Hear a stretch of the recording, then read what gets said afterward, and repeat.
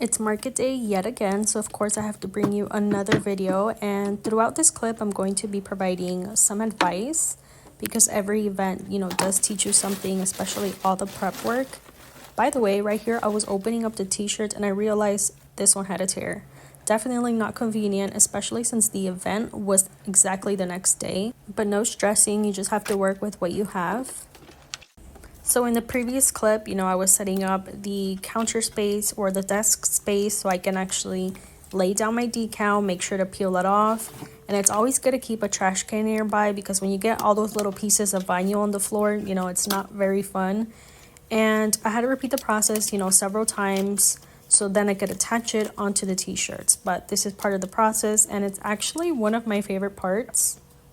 So after the vinyl is peeled, I make sure to be productive in my time. Meanwhile, I'm waiting for my heat press. So review the quantities, see exactly what t-shirts you're going to make. For example, the black t-shirt, I only had 3. So that's exactly what I focused on and it was a favorite at the market. And now this one could seem like a given, but do not rush the process of making t-shirts.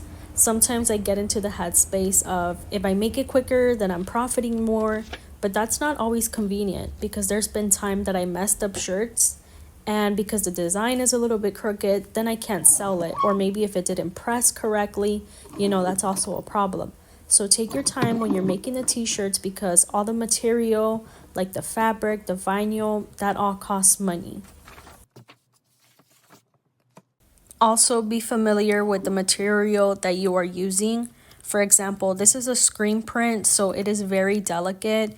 It's not like the direct to transfer film, which is much easier. So this one was giving me a little bit of a hard time, but it's all a learning process.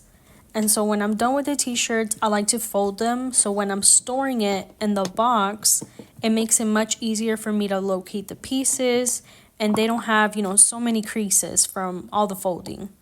And I also noticed some people don't like to dig through the clothing to find their size. So attaching some size labels, that are big is really helpful for them. And don't forget to take lots of pictures and videos because this is the only clip that I got. But I'll see you guys in my next video.